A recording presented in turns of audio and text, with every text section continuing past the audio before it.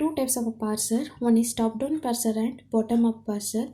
We already studied recursive descent parsing in top-down parser. What is the drawback here? Here always it will start using set of recursive procedures, and also sometimes it may go for backtracking. So to avoid that, one more thing it is start using as predictive parser. The predictive parser is nothing but we need to understand what are the next input will be. Depends on that the options will get chosen. Here in recursive descent parsing, what happening, if you are having single option, then it is very easy to get. If you are having many number of options, choosing an options, it will become very difficult. So to get an input string, so because of that they start using the predictive parser. To understand the predictive parser, so we must study the two functions. That two functions are first and follow. In first and follow function, we must go with what? First function first. So that is, if x is a terminal symbol, always first of x will be is equal to x only.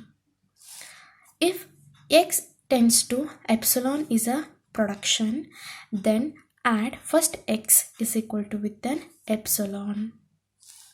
If x is non-terminal and x tends to y1, y2 up to yk is a production, then add first y1 to first x. If y1 derives epsilon, then add first y to first x. So this we're going to understand by considering one example here.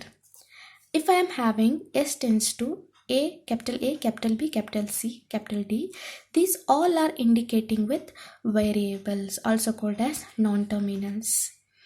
So before going to understand first of S, first we are going to study about first of A, first of B, first of C, first of D, and first of E. Here the first of A, this is acting as what? Non-terminal A. The first of A, if I derived A, always it is going to give it what? Small a, or A may be epsilon. So always the first of A will be what? Either A or an epsilon.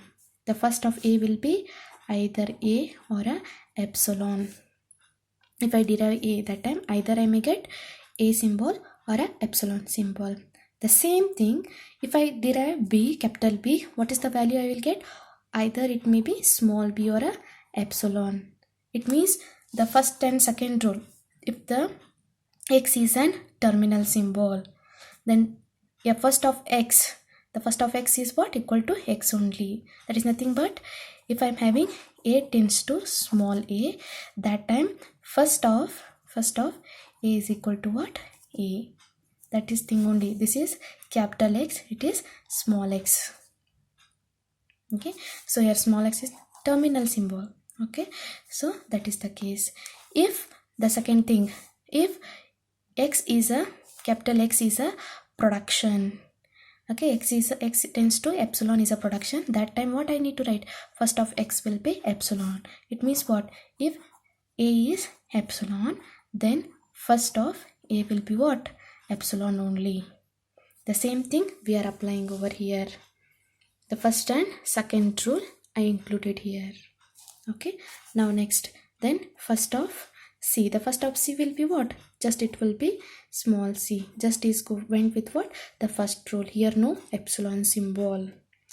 Then first of D will be small d or epsilon. First of E will be what? Small e and epsilon. This is the case.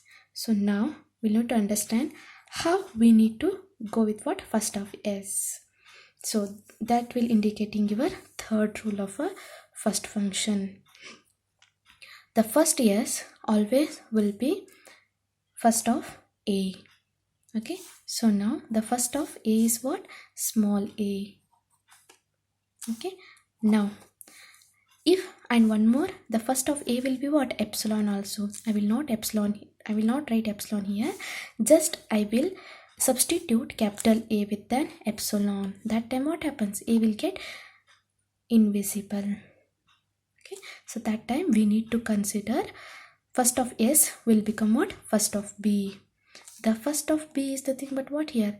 The first of B, see here, if we are having X with all with non-terminals, that is nothing but variable is a production, then add first Y1, that is first Y1 to first X. If it derives epsilon, see, if it derives what? The A is deriving what here? Epsilon. That time what I need to add? I need to consider Y2 because Y1 will become now epsilon here. I go on choosing the first of Y2 here. So now here in this case, what I need to consider? Y2 means here what it will be? B here. So that time what happens here? The first of B will be what here? Small b. Okay, so now again the small b also we are having what? That is epsilon. Again the b will get substituted with an epsilon. If b is gets substituted with an epsilon, we remained with what? See, a and b get invisible. That time the first of S may be either A or B or the first of C also. What is the first of C? We are having with the small c. Now, is there any epsilon symbol for a capital C? No. Here, this is the last thing. Okay, so this is the first of S. The first of S, either it may be A or B or a C. It will not be D and all because C don't have any epsilon over here. So this is the function of an first symbol. Try to understand it. Thank you.